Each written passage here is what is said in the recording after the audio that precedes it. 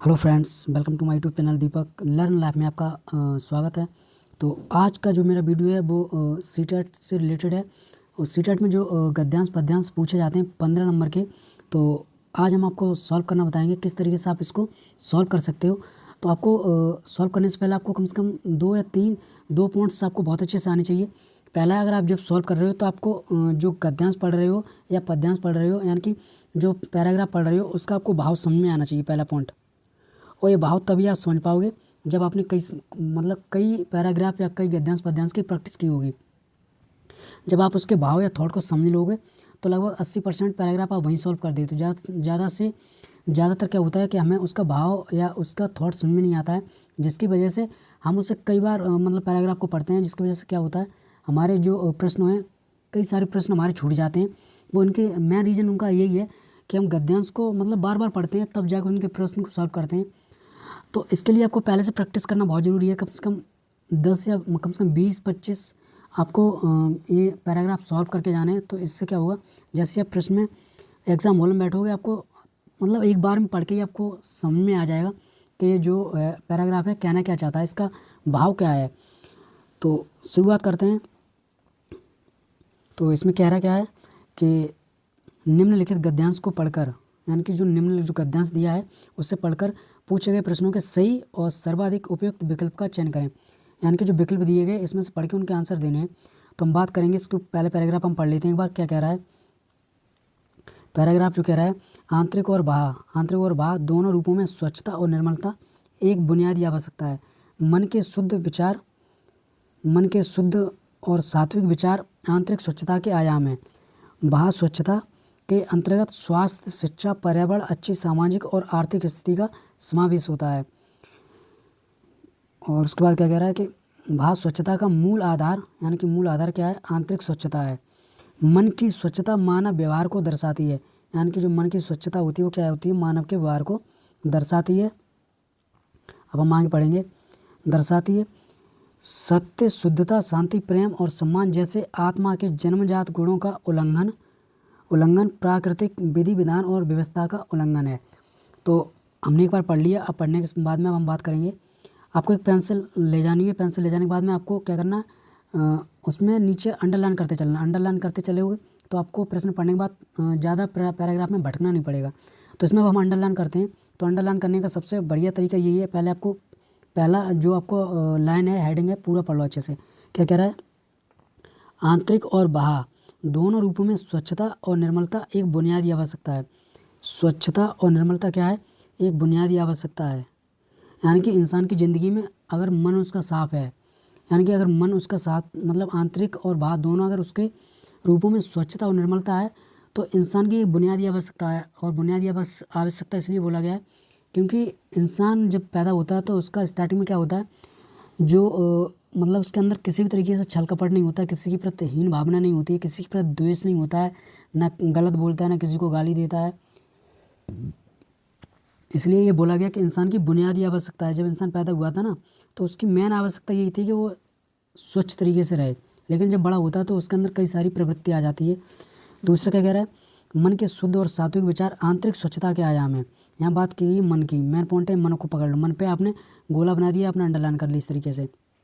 हम क्या कह रहे हैं, मन के शुद्ध और सात्विक विचार आंतरिक स्वच्छता के आयाम है। अगर मन आपका पवित्र है तो अगर आपका पवित्र है, मन से आपके अंदर कोई गलत विचार नहीं है, किसी के प्रति हीन भावना नहीं है, द्वेष नहीं है, गलत भाव नहीं रखते हो, तो क्या होता है, ये आपका जो है एक स्वच्छता का आयाम है। स्वच्छता का मेन आयाम आपका ये मन है। समझ रहे हो, स्वच्छता आपके अंदर तभी आएगी जब आपका मन पवित्र है।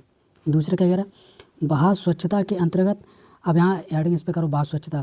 कह रहा है बाह्य स्वच्छता के अंतर्गत स्वास्थ्य आता है, शिक्षा आती है, पर्यावरण आता है, अच्छी सामाजिक और आर्थिक स्थिति का समावेश होता है। जो बाह्य स्वच्छता होती है, बाह्य स्वच्छता में क्या आता है, स्वास्थ्य, शिक्षा, पर्यावरण, अच्छी सामाजिक और आर्थिक स्थिति का समावेश होता है।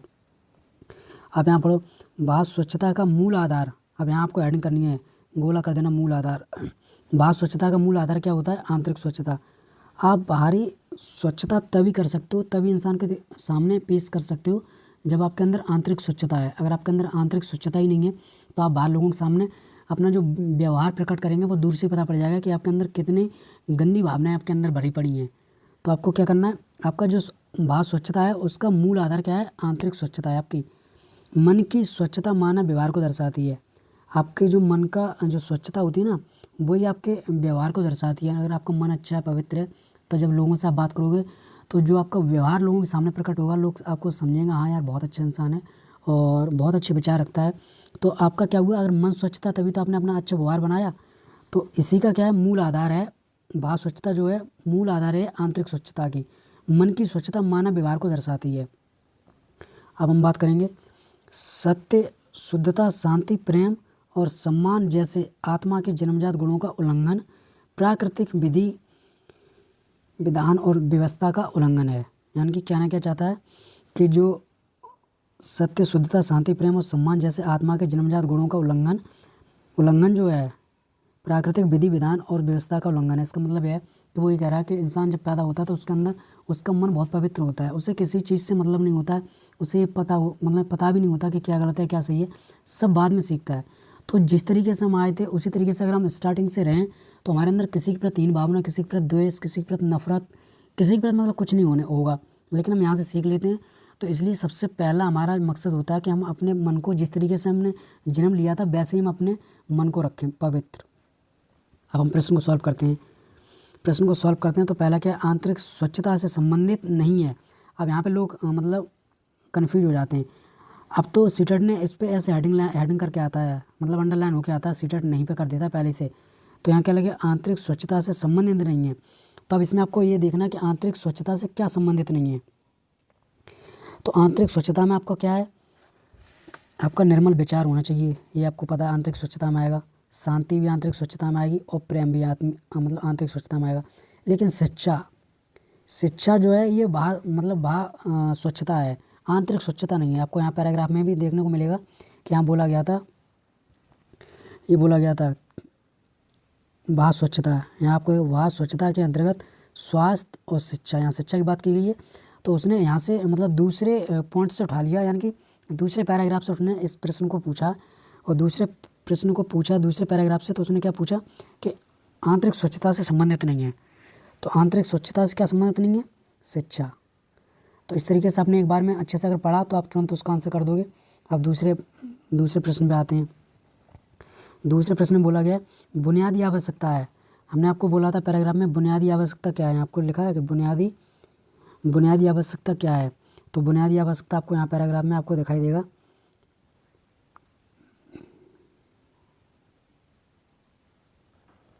यहाँ आपको दिखाई देगा आंतरिक और बाह्य दोनों रूपों में स्वच्छता और निर्मलता एक बुनियादी आवश्यकता है।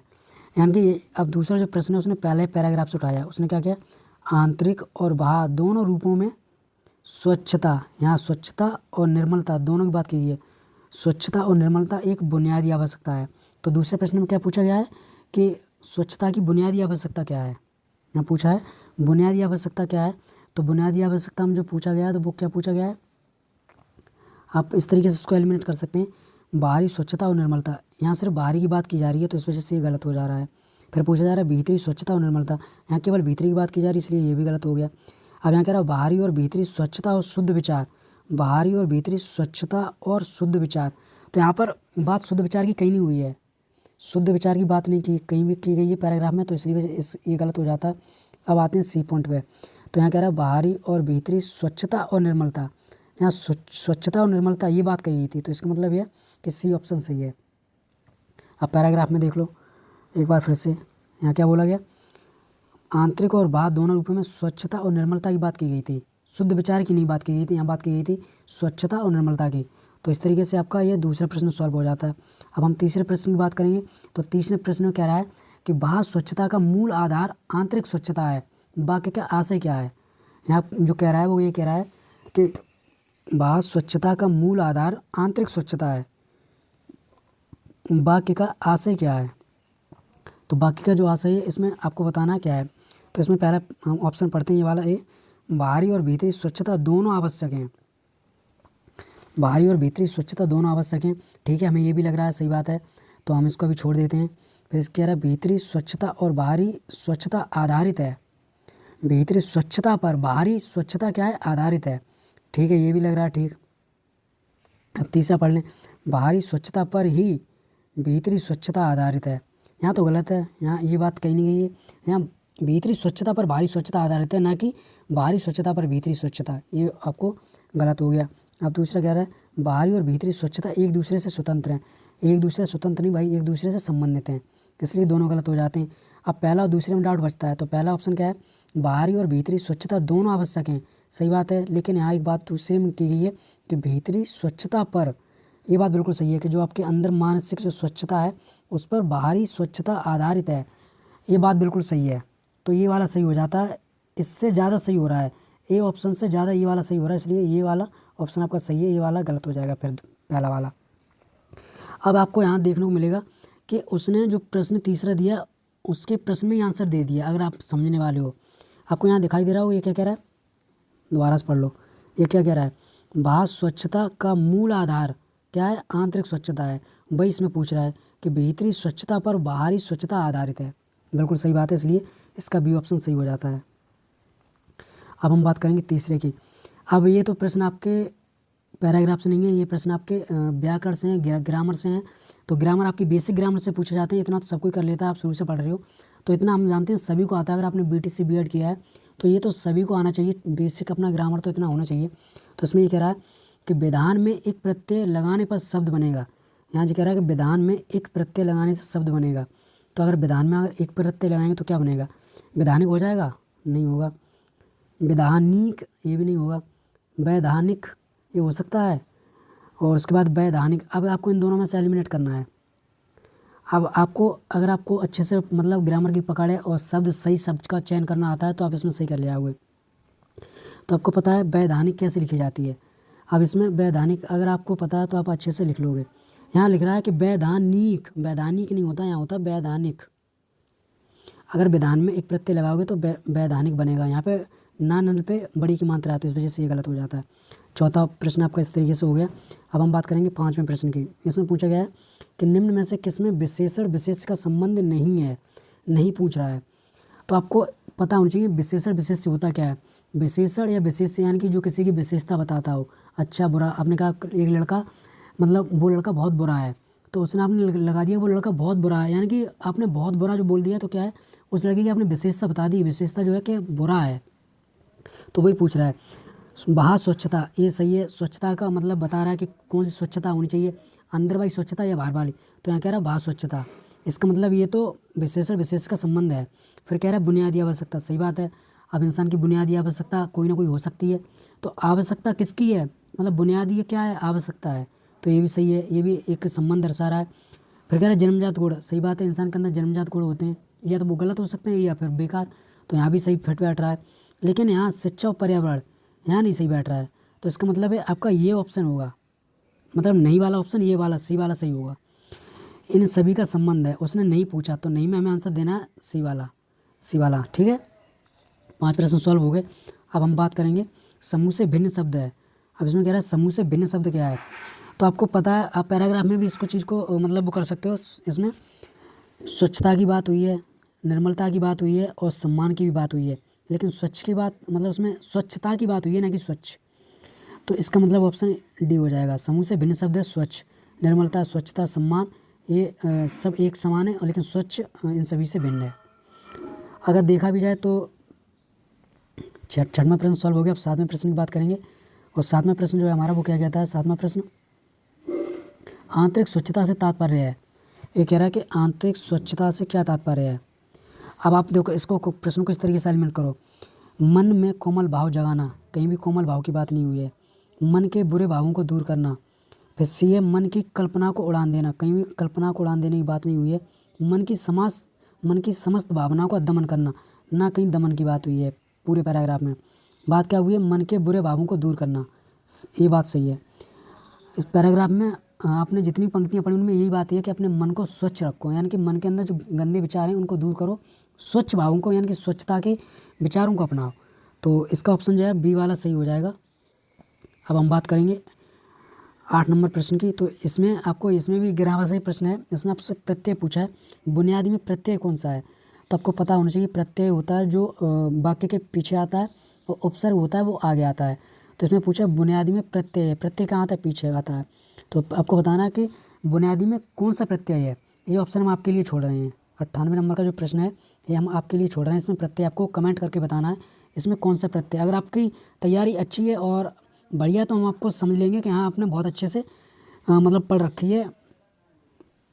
अब हम बात करेंगे प्रश्न नंबर 9 की। लास्ट जो प्रश्न है जो प्रश्न गद्यांश का, इसका हम बात करेंगे कि गद्यांश के अनुसार मनुष्य के लिए सर्वाधिक महत्वपूर्ण क्या है। गद्यांश के अनुसार मनुष्य के लिए सर्वाधिक महत्वपूर्ण क्या है। तो यहाँ बात कर रहा है कि इसमें आपको बताना क्या है। तो हम बात पहले करेंगे विचारों और भावों की पवित्रता। हम ठीक है इसको देख रहे हैं। शारीरिक स्वच्छता एवं शुद्धता, यहाँ सिर्फ शारीरिक की बात हुई है इसलिए गलत हो जाता है। शांति, प्रेम और भाव स्वच्छता, यानी कि शांति, प्रेम और भाव स्वच्छता की बात हुई है, यहाँ पे आंतरिक नहीं आया इसलिए ये गलत हो जाता है। अब हम बात करेंगे शांति, भाव स्वच्छता और स्वास्थ्य। यहाँ पर भाव स्वच्छता और स्वास्थ्य की बात हुई है लेकिन आंतरिक की बात नहीं हुई है, तो ये तीनों गलत हो जाते हैं। लेकिन यहाँ बोला विचारों और भावों की पवित्रता, इसकी ये बात ऑप्शन सही है। यानी कि गद्यांश के अनुसार इंसान का विचार और इंसान के भाव एकदम पवित्र होंगे तो वो बाहर भी अच्छा हो जाएगा, बाहरी स्वच्छता भी उसके अंदर आ जाएगी और आंतरिक स्वच्छता भी, दोनों आ जाएगी। तो आपके इस तरीके से 9 प्रश्न सॉल्व हो गए हैं। अब हम बात करेंगे पद्यांश की। तो मतलब जो आपकी कविता है उस कविता से आपको प्रश्न पूछे जाएंगे 100 से लेकर 105, यानी कि 5 प्रश्न पूछे जाएंगे। तो 9 प्रश्न ये और 5 प्रश्न ये, 6 प्रश्न ये और 9 प्रश्न है, तो 9 6 कितने हो जाते हैं, टोटल 15 प्रश्न हो जाते हैं। तो हम बात करेंगे, पहले हम इस कविता को पढ़ेंगे और इस कविता के भाव को समझेंगे कि इस कविता में क्या भाव है। तो शुरू करते हैं, हम अपनी कविता पढ़ते हैं। तो कविता में बोला गया, हमें मिली आज़ादी वीर शहीदों के बलिदान से। आज़ादी के लिए हमारी लंबी चली लड़ाई थी, लाखों लोगों ने प्राण से कीमत बड़ी चुकाई थी। हमको आपस में लड़वाने की नीत अपनाई थी, हमने अपना गौरव पाया अपने स्वाभिमान से। हमें मिली आज़ादी वीर शहीदों के बलिदान से। तो यहाँ बात पैराग्राफ में, पूरे पैराग्राफ में एक ही बात है। पहला है कि वीरों की बात की गई है, वीर शहीदों की बात की गई है, उन्होंने जो बलिदान दिया है, अपने प्राणों की आहुति दी है, जिसके मतलब बलिदान दे के हमें आज़ादी मिली है। तो इसमें जो भाव है वीर शहीदों के ऊपर है, वीर शहीदों ने जो बलिदान दिया, बलिदान के ऊपर है कि किस तरीके से हमें आज़ादी मिली है, वो हमारे साथ में किस तरीके से छल हुआ है, तो इसके ऊपर बात की गई है।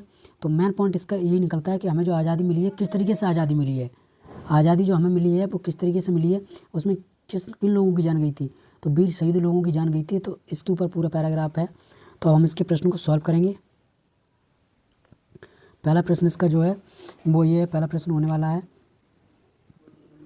कि कविता में किस छल की बात कही गई है। इसमें ये कह रहा है कि कविता में किस छल की बात कही गई है। तो आपको अब प्रश्न को पढ़ना है। पहला है कि व्यापारी बन हमें गुलाम बनाने के, दूसरा है व्यापारी बन मिलावट करने के, तीसरा है व्यापारी बन पैसों का हेरफेर करने के, चौथा है व्यापारी बनने की वेशभूषा धारण करने से। अब आपको इसमें कहीं भी छल की बात नहीं की गई है, लेकिन आपको अब समझना है कि छल की बात मतलब ये आपका मतलब ये कॉन्सेप्ट है कि कितना आप कॉन्सेप्ट इसमें लगा सकते हो। तो यहाँ बात है कविता में किस छल की बात कही गई है। तो छल का मतलब है व्यापारी बन हमें गुलाम बनाने के, यानी कि जब अंग्रेज भारत में आए थे तो सबसे पहले क्या आए थे, व्यापारी बन के आए थे। व्यापारी बनने के बाद में जब उन्होंने देखा कि यहाँ पर तो लोग बहुत सीधे साधे हैं और यहाँ पे चीज़ें बहुत सस्ती मिल जाती हैं, मतलब जो यहाँ पे लोग उत्पादन कर रहे हैं बहुत ज़्यादा मात्रा में, तो फिर उन्होंने कहा ऐसा करो, इनको गुलाम बनाओ, इनके आपस में फूट डलवाओ और इनको गुलाम बनाओ। तो पहला ऑप्शन इसका सही हो जाता है कि कविता में किस छल की बात कही है। तो कविता में जो छल की बात कही है वो यही है कि जो अंग्रेज थे वो व्यापारी बन के आए थे और हमें तब गुलाम बनाया, गुलाम बना के फिर हमें आपस में फूट डलवाई। अब हम बात करेंगे प्रश्न नंबर 101 की। नीत शब्द में किस प्रत्यय का प्रयोग किया जा सकता है। अब यहाँ पर ये प्रश्न पैराग्राफ से नहीं है, ये आपका व्याकरण से, ग्रामर से, तो आपको इसका आंसर खुद ही देना है। नीत शब्द में किस प्रत्यय का प्रयोग किया जा सकता है, आप बताओ किसका प्रयोग किया जा सकता है। यहाँ पर आपको एकदम ये नहीं पढ़ना कि नीत शब्द में किसका प्रयोग किया गया है, तो आप गलत कर दोगे। यहाँ पूछ रहा है कि प्रयोग किया जा सकता है, ये पूछ रहा है कि किया जा सकता है, तो आप बताओ किसका प्रयोग किया जा सकता है नीत शब्द में। नीत शब्द में किसका प्रयोग किया जा सकता है, ता का तो नहीं किया जा सकता, बड़ी का नहीं किया जा सकता है, ये का ये भी नहीं हो सकता। नैतिक, नीत शब्द में अगर हम देखेंगे एक प्रत्यय का प्रयोग हो सकता है, नैतिक क्या हो जाएगा, नैतिक हो जाएगा अगर नीत शब्द में हम प्रयोग करेंगे एक का। अब कह रहा है कि स्वाभिमान का संधि विच्छेद क्या है। 102 प्रश्न नंबर कह रहा है कि स्वाभिमान का संधि विच्छेद क्या होगा। स्वधर्माभिमान नहीं होगा, स्वधर्माभिमान ये भी नहीं होगा, स्वधर्माभिमान ये भी नहीं होगा, स्वधर्माभिमान, स्वधर्माभिमान। आपका डी ऑप्शन सही है। आपका सी और डी दोनों सेम दे रखे हैं इसमें, ठीक है। डी और सी क्या है, दोनों सेम है, तो हम दोनों को बताएंगे कि दोनों इसके ऑप्शन है। इसमें मिसप्रिंट हुई है, तो दोनों स्वधर्माभिमान इसका आंसर होगा। क्या होगा? स्वधर्माभिमान। अब हम 103 की बात करेंगे, तो 103 में क्या कह रहा है? तो 103 में बोल रहा है कि देश को स्वतंत्रता प्राप्त करने में एक लंबा समय लगा था, ये भाव कविता के किस अंश में प्रतिबिंबित है? तो ये कह रहा है कि देश को स्वतंत्रता प्राप्त करने में एक लंबा समय लगा था, यह भाव कविता के किस अंश में प्रतिबिंबित होता है? तो वीर शहीदों के बलिदान से नहीं, कीमत बड़ी चुकाई थी, लंबी चली लड़ाई थी। यह दूसरा है कि गौरव पाया अपने सम्मान से, लंबी चली लड़ाई थी। यहाँ ये ऑप्शन सही फिट बैठ रहा है, डी ऑप्शन इसका सही है। देश को स्वतंत्रता प्राप्त करने में एक लंबा समय लगा था, यह भाव कविता के किस अंश में प्रतिबिंबित होता है? तो ये लंबी अगर लड़ाई चली थी, लंबा समय लगा था, तो इसका मतलब क्या है कि लंबी लड़ाई चली थी। अब हम बात करेंगे 104 प्रश्न नंबर की। देश की स्वतंत्रता के लिए शस्त्रों का निर्माण किया गया, कहीं भी शस्त्रों की बात नहीं हुई है। अपने जीवन की आहुति दी, वीरों की भर्ती की गई, नहीं है। बहुत सारा धन दिया, नहीं। आपका ऑप्शन सही होता है बी। ये सब आप ये वाला पढ़ के तो आप खुद से भी लगा सकते हो कि देश की स्वतंत्रता के लिए अपने जीवन की आहुति यानी कि बलिदान दिया था। आज़ादी 105 प्रश्न नंबर, आज़ादी मिलने का श्रेय किसे दिया जाता है? वीरों की कूटनीति को? नहीं। वीरों के अस्त्र शस्त्र को? नहीं। वीरों के बलिदान को? जी। इसको दिया जाता है। क्या दिया जाता है कि आज़ादी मिलने का श्रेय जो दिया जाता है वीरों के बलिदान को दिया जाता है, व्यापारी वर्ग के सहयोग को नहीं। तो आप जब पैराग्राफ पढ़ो तो उसके भाव को समझो। अगर आप भाव को समझ लोगे तो आप बहुत अच्छी तरीके से पैराग्राफ को सॉल्व कर लोगे। ये जो नीचे है ये पेडागोजी क्वेश्चन है, 106 नंबर से पेडागोजी स्टार्ट हो जाती है। तो वीडियो बताना कैसा लगा। अगर वीडियो पसंद आया तो लाइक कर देना, चैनल को सब्सक्राइब भी कर लेना, ताकि हम आप ये रेगुलर क्लास चलाएँगे। आपका 14 तारीख तक, मतलब 13-14 तारीख तक ये रेगुलर क्लास चलेंगी, तो आपको अटेंड करनी है, जिससे आपको पता पड़ जाए कि आपके अंदर समझने की कितनी शक्ति अच्छी है, ठीक है। और इससे आपको कहीं ना कहीं आपको, अगर हम वीडियो रोज़ लेके आएंगे तो आपको कुछ ना कुछ सीखने जरूर मिलेगा। तो चैनल को सब्सक्राइब कर लें और वीडियो को लाइक कर देना और दोस्तों के पास शेयर कर देना।